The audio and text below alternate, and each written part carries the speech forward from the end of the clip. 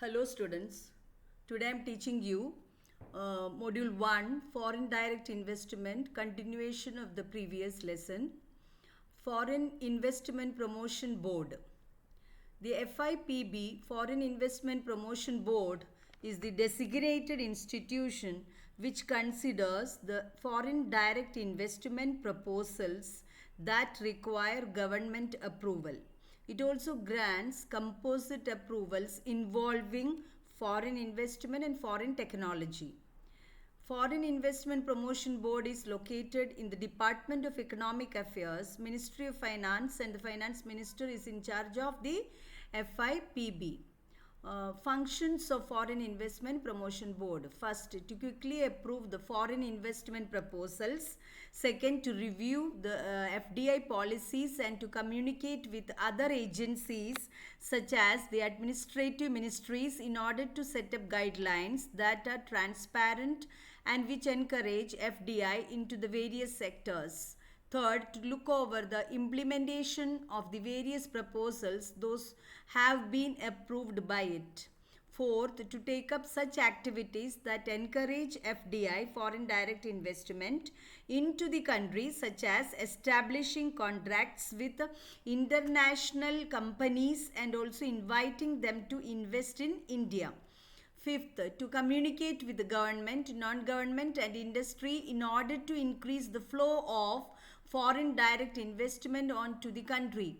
Sixth, to identify the various sectors that requires FDI, foreign direct investment. The board would be able to cooperate the other secretaries to the central government and top officials of financial institutions, banks and professional experts of industry and commerce as and when necessary. Now, multinational corporations.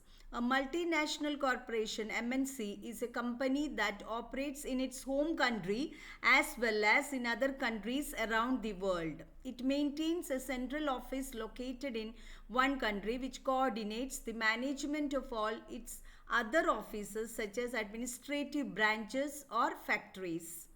Characteristics of a multinational corporation MNC. The following are the common characteristics of multinational corporations. First, very high assets and turnover. To become a multinational corporation, the business must be large and must own a huge amount of assets, both physical and financial. The company's targets are high and they are able to generate substantial profits.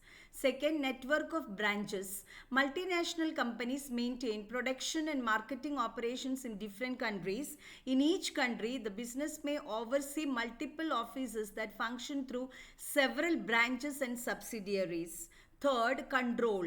In relation to the previous point, the management of offices in other countries is controlled by one head office located in the home country. Therefore, the source of command is found in the home country. Fourth, continued growth.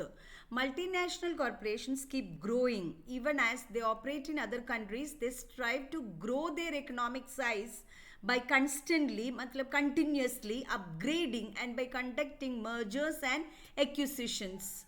Fifth, sophisticated technology. When a company goes global, they need to make sure that their investment will grow substantially. In order to achieve substantial growth, they need to make use of capital intensive technology, especially in their production and marketing activities. Sixth, right skills. Multinational companies aim to employ only the best managers, those who are capable of handling large amounts of funds, using advanced technology, managing workers and running a huge business entity. Seventh, forceful marketing and advertising. One of the most effective survival strategies of multinational corporations is spending a great deal of money on marketing and advertising. This is how they are able to sell every product or brand they make. Eighth, good quality products. Because they use capital intensive technology. Capital intensive means machine. They are using more and more machines technology. They are able to produce top of the line products. Now, positive role of MNCs. First one, cheaper labor. One of the advantages of multinational corporations is the opportunity to operate in countries where labor is not as expensive. Multinationals can set up their offices in several countries where demand for their services and products are high while cheaper labor is available. Second, broader market base. By opening establishments or offices in several countries, multinationals increase their chances of reaching out to customers on a global scale. The access to more customers gives them more opportunities to develop and cater. Cater means to satisfy their products and to produce more products and services that will fit the needs of potential customers. Third, tax cuts. Multinationals can enjoy lower taxes in other countries for exports and imports, an advantage that owners of international corporations can take at any given day. And although not all countries can have lower tariffs, there are those that give tax cuts to investors to attract more international companies to do business in these countries. Fourth, job creation. When international companies set up branches in other countries, employees and members of the team are locals. That said, more people are given employment opportunities, especially in developing countries. Now, negative role of MNCs. First, potential abuse of workers. Multinational companies often invest in developing countries where they can take advantage of cheaper labor. Some multinational corporations prefer to put up branches in these parts of the world where their people need jobs because these multinationals can demand for cheaper labor and lesser health care benefits. Second, threat to local businesses. Another disadvantage of multinationals in other countries is their ability to dominate the market. These giant corporations can dominate the industries they are in because they have better products and they can afford to even offer them at lower prices since they have the financial resources to buy in bulk. Bulk means more. As a result, local businesses will suffer and worse and then close down. Third, loss of jobs. With more companies transferring offices and centering operations in other countries, jobs for the people living in developed countries are threatened. Take the case of multinationals that create offices in developing countries for their technical operations and manufacturing. The jobs given to the locals of the host country should be the jobs enjoyed by the people where the head office is located. MCQ.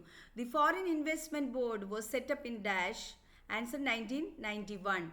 FIPB was abolished on 24th May 2017. Third, the foreign direct investment includes dash. Answer tangible goods. Fourth, more expansion of foreign direct investment can boost dash. Boost means can increase. Answer employment. Fifth, dash are improved when capital and labor are moved internationally. Answer gains from income. Gains means advantage. Sixth, the migration of employable workers from low-paying nations to high-paying nations tends to decrease dash wage disparities. Seventh, dash business device involves the creation of a new business by two or more companies, often for a limited period of time. Answer joint venture. Thank you, students.